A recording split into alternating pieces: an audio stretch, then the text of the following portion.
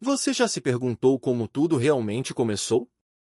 Antes de qualquer som, antes do primeiro batimento do tempo, antes do espaço ocupar qualquer canto, havia apenas um vazio absoluto. Nenhum movimento, nenhuma luz, nenhuma sombra.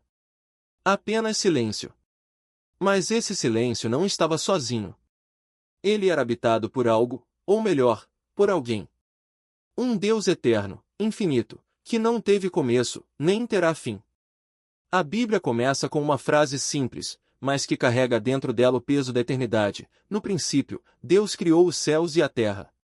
Não foi um acidente. Não foi caos. Não foi explosão. Foi decisão. Foi intenção. O universo nasceu não porque teve sorte, mas porque foi amado antes mesmo de existir. No início, tudo era sem forma e vazio. Trevas cobriam o abismo, e o Espírito de Deus se movia sobre a face das águas. Ele não precisava de matéria-prima. Não consultou fórmulas. Não houve cálculos, não houve dúvidas. Apenas vontade. E então ele falou: haja luz. E houve luz. Num instante, a escuridão foi perfurada por uma claridade viva, intensa, quente. Era como se os olhos do universo tivessem se aberto pela primeira vez. A luz não apenas iluminava, ela existia porque obedecia.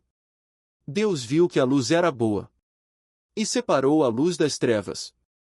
Chamou a luz de dia e as trevas de noite. E assim terminou o primeiro dia. Mas preste atenção, Deus não destruiu as trevas. Ele as colocou no lugar certo. Há sabedoria nisso. Às vezes, queremos que Deus apague nossas dores, nossas noites escuras, nossas incertezas. Mas Ele nem sempre destrói a escuridão, Ele a organiza. Ele coloca limite. Ele diz até onde ela pode ir. Porque até a noite está debaixo do seu controle. No segundo dia, Deus olhou para o caos úmido e declarou: haja um firmamento entre as águas. E assim, criou o céu. Não um céu qualquer, mas esse que você vê ao olhar para cima e se perder nas nuvens, no azul profundo, na imensidão que parece não ter fim. O céu foi feito para ser vasto, aberto, respirável. Ele separa as águas de cima das águas de baixo. Não é apenas um teto, é uma promessa de espaço, de altura, de liberdade. É o lembrete diário de que há algo acima de nós, sempre maior, sempre presente. No terceiro dia, Deus disse que as águas debaixo do céu deviam se reunir em um só lugar, e que a terra seca aparecesse. E foi assim. A terra emergiu, os continentes tomaram forma, as montanhas cresceram, os vales foram cavados. As ondas recuaram em obediência, e os mares foram delimitados como se soubessem exatamente onde parar. Ele olhou e viu que era bom. Mas Deus não parou por aí. Ele deu uma nova ordem: produz a terra vegetação, relvas, ervas que deem semente, árvores frutíferas que deem fruto segundo a sua espécie. E num piscar de olhos, a terra cinzenta se tornou viva. Um tapete verde começou a se espalhar por tudo. Flores nasceram com cores que os olhos humanos ainda nem haviam visto. Árvores se ergueram do chão com majestade. Frutas de todos os tipos pendiam dos galhos, doces, suculentas, perfeitas. Você já parou para pensar na beleza disso? Deus criou a vida sem que ninguém pedisse.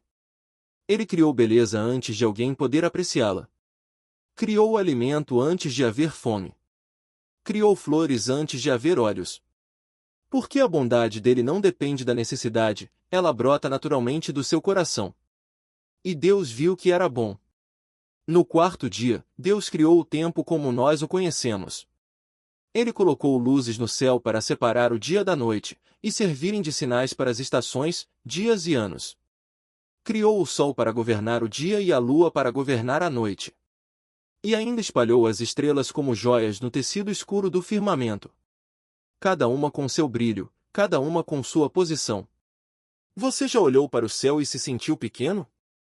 Pois é. As estrelas não estão lá apenas para brilhar. Elas estão lá para te lembrar que há um Criador, e que mesmo o universo imenso está sob o comando de um Deus que conhece cada detalhe. No quinto dia, Deus olhou para as águas e disse: produzam as águas enxames de seres viventes, e voem as aves sobre a terra. E então, o mar se encheu de vida. Golfinhos, baleias, peixes de 1000 cores e formas. Aves começaram a voar no céu, cantar, dançar no ar como se soubessem que tinham sido feitas para o alto. A criação começava a ganhar movimento. E Deus abençoou os animais, dizendo: frutificai e multiplicai-vos. Ele não apenas criou. Ele liberou uma bênção sobre o que criou. Ele desejava que crescessem, que enchessem o espaço, que se espalhassem com alegria. No 6º dia, Deus criou os animais terrestres. Cada um segundo sua espécie. Leões, elefantes, raposas, formigas. Desde os gigantes até os quase invisíveis. Cada um com seu papel. Cada um com sua identidade. Mas o ápice ainda estava por vir. Deus olhou para si mesmo e disse: façamos o homem à nossa imagem, conforme a nossa semelhança. Ele não disse haja. Ele disse façamos. Foi a primeira reunião divina registrada. O Pai, o Filho e o Espírito Santo criaram o ser humano com um cuidado que nenhum outro ser recebeu. E Deus formou o homem do pó da terra, e soprou em suas narinas o fôlego da vida. E o homem se tornou alma vivente. Você entende o que isso significa? O mesmo Deus que falou estrelas à existência, agora toca a terra com as próprias mãos. E quando tudo estava pronto, ele inclinou-se e soprou dentro do ser que havia moldado. Não foi apenas vida física. Foi espírito. Foi identidade. Foi intimidade. O ser humano foi criado para refletir Deus. Para andar com Ele. Para representá-lo. Para cultivar, cuidar, governar com responsabilidade. Homem e mulher foram feitos com dignidade. Não foram um acidente, não foram um experimento. Foram a imagem do próprio Deus andando sobre a terra. E Deus olhou para tudo o que havia feito. E agora, pela primeira vez, não disse apenas que era bom. Ele disse que era muito bom. A criação estava completa. 6 dias.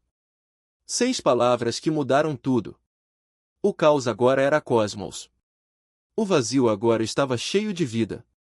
A escuridão agora cedia lugar à luz. E tudo isso, por causa de um Deus que cria, que fala, que ama.